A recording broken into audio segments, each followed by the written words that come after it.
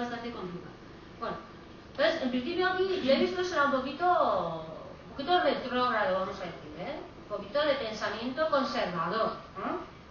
Aquí ya se le ve un poco su plumero, que aquí estaría bien decir esto, se le ve este pensamiento conservador, porque nos dice, a mí algo que digo, bueno, Lévi-Strauss, yo no estoy de acuerdo contigo, luego veremos críticas sobre esto, me dice, la dualidad de sexos nos parece uno de los requisitos para el matrimonio y el establecimiento de una familia. Hombre, este texto es de 1956, ¿no? Eso también hay que tenerlo en cuenta. Está diciendo Lévi-Strauss en el 56 que la dualidad de sexos es fundamental para el establecimiento de la familia, del matrimonio y el establecimiento de la familia. Esto todavía en el 2010 también hay gente que lo dice, pero bueno, a Lévi-Strauss igual le podemos disculpar un poco, porque desde luego él pues igual no entendía en ese momento otras cosas. Aunque yo no se lo disculpo porque en realidad él sí conocía otras cosas. Porque claro, primero nos dice Lévi-Strauss, y ahora vamos a empezar a ver un poco la gracia de esto, ¿no? Dice, la dualidad de los sexos es fundamental para el establecimiento del matrimonio y luego de una familia, pero dice, y ahora antes de daros el ejemplo, fijaros cómo se investiga en la metodología. ¿Qué hace Lévi-Strauss? Dice, ¿la familia es universal? Dice, claro, porque yo lo he visto en todos los grupos sociales.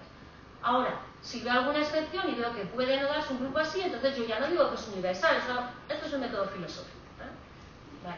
Entonces ahora está diciendo la dualidad de los sexos es necesaria para el establecimiento del matrimonio. Dice, pero es que conozco ejemplos en los que no es así. Él mismo en el 56, entonces tú dices, mira, me estás haciendo trampas. Si tú estás diciendo que hay ejemplos en los que se dan grupos familiares, matrimonios en los que la dualidad de los sexos no es necesaria, o sea, y es socialmente sancionada y legítima, entonces eso quiere decir que no es universal ni necesario que las personas sean de distinto sexo para formar un matrimonio. Y entonces él mismo ya nos da un ejemplo que quizás ya conocéis estos ejemplos, que luego vamos a ver más despacio, os voy a contar un montón de ejemplos de estos.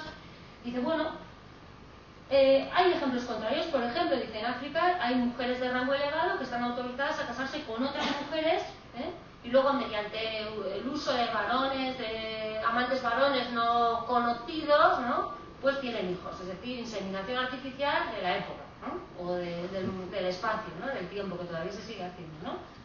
Es decir, pero lo que importa es que el matrimonio es entre dos mujeres. En África es una costumbre bastante común, en un montón de culturas.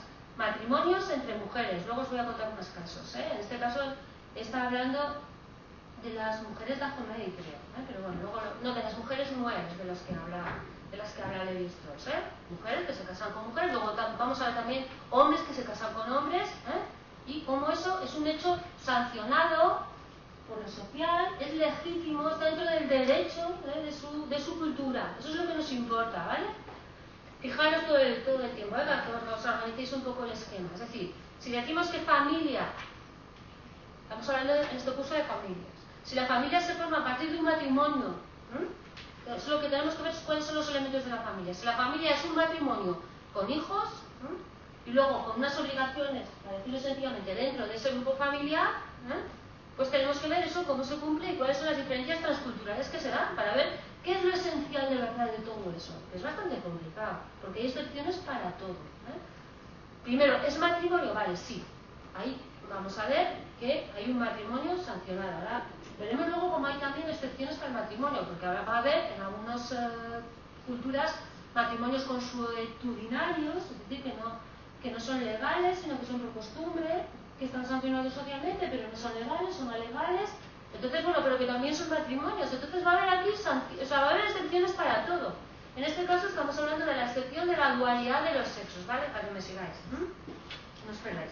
Bueno, y bueno, para Lévi-Strauss, por ejemplo, la satisfacción sexual no es un requisito fundamental dentro de la familia, eso en España también es algo bastante común, entonces, como mucha gente sabe, y ha sido, ¿no? Sino que los lazos económicos son los fundamentales, dice Lévi-Strauss. Bueno, en muchas culturas es así, en Occidente no es nada nuevo, aunque la gente crea que es el amor y la sexualidad lo más importante de nuestro matrimonio, eso no es cierto. O sea, lo más importante es el contrato económico que se establece dentro de un matrimonio, ¿no? Entonces tampoco es algo extraño para nosotros, ¿no? Y bueno, dentro de los deberes conyugales o los deberes familiares, estaría algo que luego vamos a ver también como otros autores lo repiten, ¿no? Porque van a ser constantes que se repiten en distintos antropólogos, para quedarnos al final con lo esencial nosotros, ¿no? Va a ser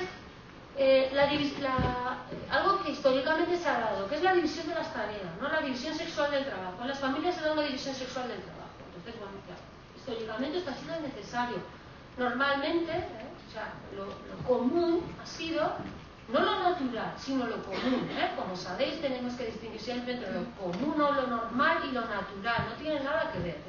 A veces lo que se ha normalizado, se ha hecho norma o costumbre, se cree que es algo natural, pero no es natural. En este caso, la división sexual del trabajo está normalizada y es algo que se ha hecho por costumbre de una determinada manera. Eso no quiere decir que sea natural. Bien, pues históricamente, ¿qué ha ocurrido? Que las mujeres se han ocupado de la crianza de los hijos y del ámbito doméstico, y los hombres han salido pues a cazar, ¿no? Y luego a las fábricas y a las empresas, ¿no? Ahora en estos días. Aunque eso ya ha cambiado también en algunos lugares del mundo. Y ahora las mujeres se ocupan de los niños y de lo doméstico, y también se van fuera a trabajar, o sea que tienen un trabajo más, ¿no? Es medio broma, pero es medio serio, ¿no? Bien, pero no vamos a entrar en eso porque si no nos perdemos. Entonces, una cuestión muy importante que no voy a tratar hoy aquí, pero bueno, si a alguien le interesa, luego se lo puedo decir donde lo puede leer, ¿no? Que es Lévi-Strauss quien empieza a hablar sobre esta cuestión y la ha trabajado más, que es cuáles son las prohibiciones. Hemos visto las obligaciones, los deberes, ¿no? Hay unos deberes que son eso, los deberes, qué trabajo hace cada cual. Pero ¿cuáles son las prohibiciones? Bueno, pues sobre todo son las prohibiciones, bueno, podemos decirlo así, las tareas prohibidas para cada sexo, ¿no? Los deberes son estos, pero yo no puedo hacer tales cosas, y sobre todo la prohibición del incesto. Es una prohibición fundamental para Lévi-Strauss, ¿no? La trabajo un montón. Y ¿qué relaciones sexuales no son posibles dentro de los grupos familiares? Aquí ya rápidamente os digo, bueno, él lo que hace es ver que ese tipo de prohibiciones varía de unas culturas a otras, es decir, en unas yo no me puedo tener relaciones sexuales, pues en casi todas el hijo no las puede tener con la madre, esa aparece en casi todas las culturas, pero luego ya, pues sí, con los primos, los tíos, el primo de no sé quién, eso ya va variando, ¿no? En primer grado el primo sí, en otro sitio no, con la prima por parte de madre y la hermana sí, con la prima por el otro lado, que está como para nosotros sería la misma prima, pero no es la misma prima, entonces ya no se puede. Son las leyes del parentesco, es algo bastante complicado, bueno, si a alguien le interesa ese tema, pero ahora no nos interesa a nosotros para nuestra cuestión, ¿no? Lo dejo ahí solo para que...